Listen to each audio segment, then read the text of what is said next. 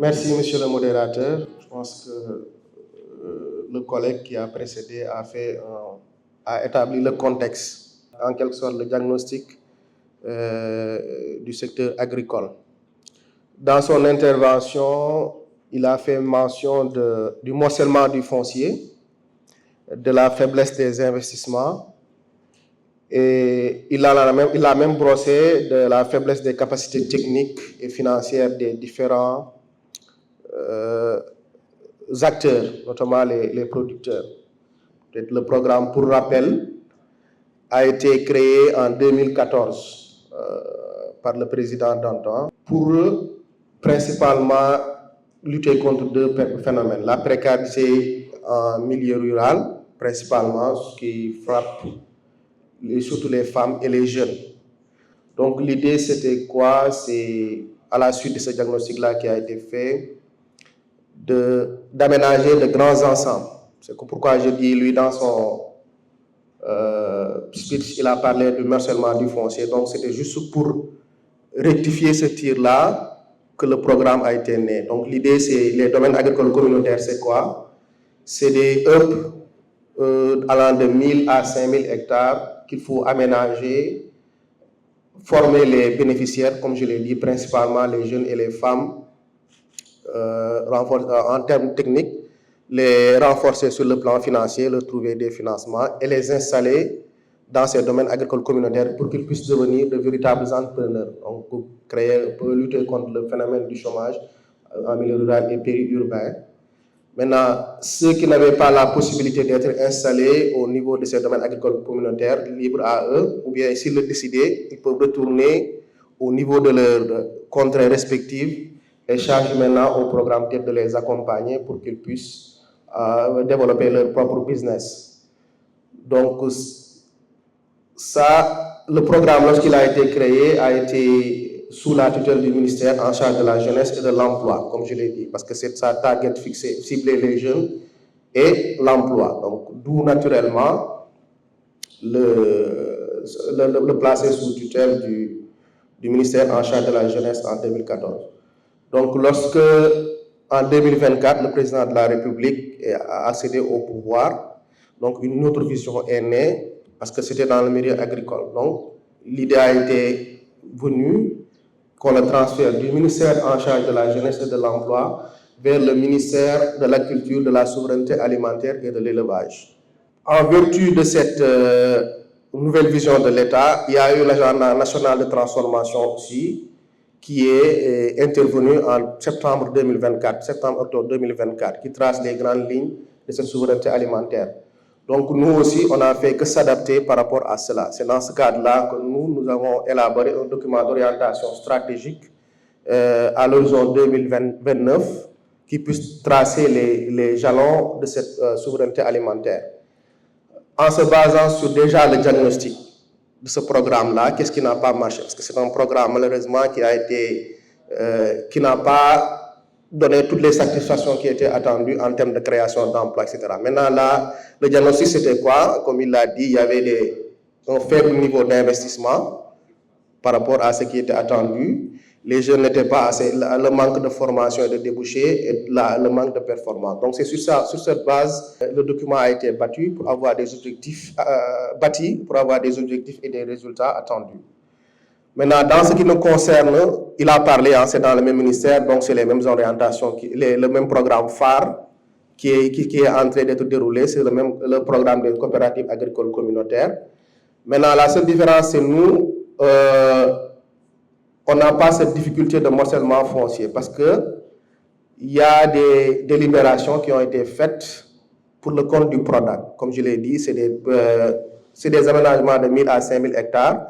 Donc, des délibérations sont faites par des communes pour le compte du PRODAC destinées à aménager et installer les jeunes.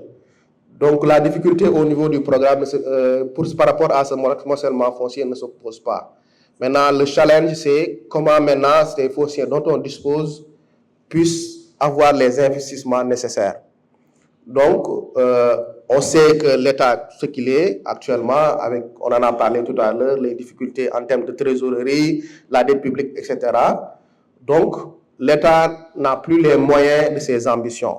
Donc, il faudra maintenant avoir cette réflexion-là, cette ingéniosité pour capter cet investissement. Peut-être qu'il ne va pas venir forcément de l'État, ou bien principalement de l'État, mais du secteur privé. Donc, vous voyez, vous entendez particulièrement le président de la République, le Premier ministre,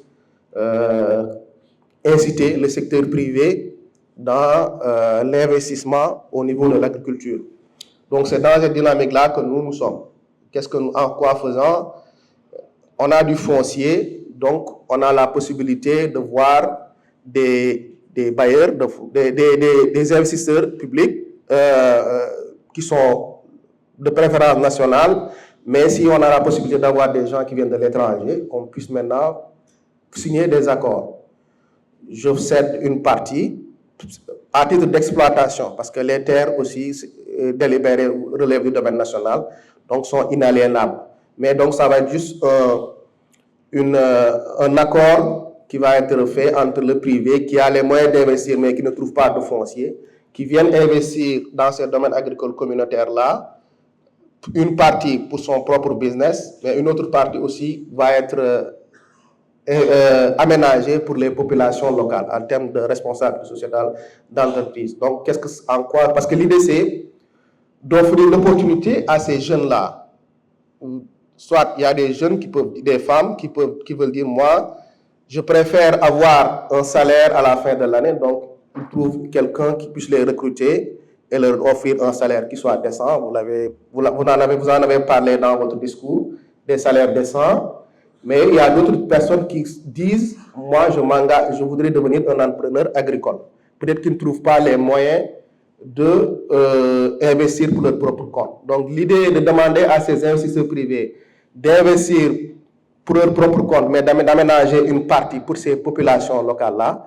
Donc, cette superficie qui est aménagée pour ces populations locales va être dédiée à ces jeunes-là et ces femmes qui n'ont pas la possibilité d'investir. Donc, c'est ça une option qui est en train d'être expérimentée avec plusieurs investisseurs. L'autre option aussi, il y a toujours les programmes de l'État qui continuent. Donc, on est dans le cadre du budget consolidé de l'État, tant bien que mal. On est aussi dans le cadre de programme, le FSRP, un programme aussi qui est financé par la Banque mondiale, qui permet aussi d'aménager sur ces terres-là. L'autre aspect aussi, c'est le renforcement de capacité, parce qu'il y a la dynamique organisationnelle qui est là. Donc, vous entendez souvent parler du ministre avec ses 3 F, le financement, la formalisation et la formation. Donc, tant que cette idée dont il a parlé, cultiver avec de la charrue et des bébés, etc. Donc, peut-être les gens sont à ce niveau-là. Si on réveillait nos grands-parents pour leur dire que maintenant, on n'est pas obligé d'aller au champ pour arroser, on n'est pas obligé d'aller au champ pour épandre de l'engrais, peut-être qu'ils n'y croyaient pas. Donc, c'est à ce niveau-là où l'agriculture est.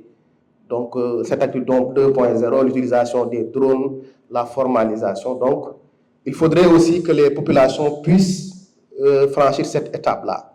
Donc, cette dynamique organisationnelle-là, le regroupement de coopératives, en sociétés coopératives aussi, c'était une dynamique qui était là avant instaurée, mais qui a perdu un peu du chemin au fil du temps.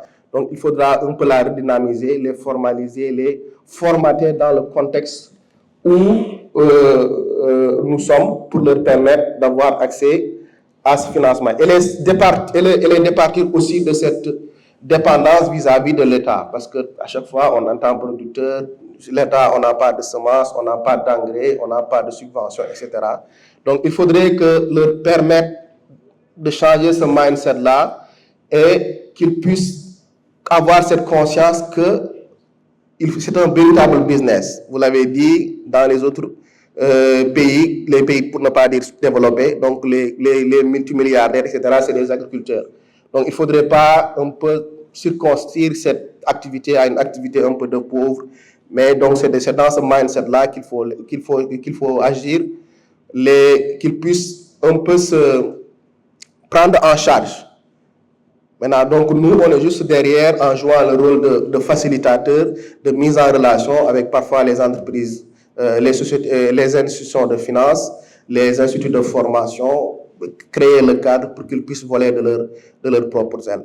Donc voilà, en grosso modo, là nous nous sommes positionnés donc sur la mise en place d'infrastructures sur de grands ensembles. Donc il y a des aménagements qui sont faits sur 300 hectares. Vous avez une plateforme multifonctionnelle, un centre de services agricoles et de formation, des unités de production qui gravitent autour, végétales, animales, aquacoles, des populations qui travaillent à l'intérieur, qui doivent recevoir de la formation. On les appuie pour qu'ils financent, pour qu'ils trouvent des financements et qu'ils doivent rembourser et qu'ils soient de véritables entrepreneurs pour travailler à leur propre compte. Donc je pense que si cette mayonnaise-là, et comme on l'a dit, bon, c'est vrai que je pense que le Premier ministre l'a dit la dernière fois, il ne faudrait pas aussi qu'on se voie la passe pour dire on va d'une simple baguette magique transformer ce pays en 1 an ou bien en 2 ans. Donc c'est une dynamique organique qui est là, qui doit avoir une bonne fondation, une bonne élévation, et au fur et à mesure, au fil du temps, on pourra maintenant avoir une maison qui puisse abriter convenablement les populations. Parce que l'idée, ce n'est plus on parle plus de sécurité alimentaire, mais de souveraineté alimentaire. Ce qu'on mange, il faut qu'on le produise. C'est une question de sécurité, c'est une question de dignité nationale, parce que la question de la Covid là est passée par là. Donc on a eu de l'argent, mais on n'a pas eu acheté. On a été obligé littéralement d'aller commander un peu pour avoir de quoi nous nourrir. Et ça, dans un contexte de géopolitique où nous sommes, où il y a la domination de part et d'autre, il y a des trafics d'influence. Donc mieux vaudrait, comme on le dit, ne pas confier son ventre à quelqu'un d'autre. Donc voilà, en grosso modo, ce que je pourrais contribuer par rapport à cette première question. Au niveau du ministère de la Culture, cette discrimination positive qui est faite en termes même d'accès aux intrants pour les femmes. L'année dernière, c'était 40% des intrants. Donc vraiment, il y a une dynamique qui est là, que l'on connaît et qui est en train d'être mise en œuvre. Par rapport au benchmarking, je pense que ça aussi, c'est quelque chose qui est acté. Il y a beaucoup d'initiatives qui sont menées par le ministère de la Culture, des voyages qui sont au niveau du Brésil et dans des zones où il y a le développement. Je pense que même au niveau des races Gouzera, de bœufs qui sont importés, donc tout ça, pour l'amélioration génétique, ça, c'est des fruits de benchmarking-là qui permettent d'avoir ces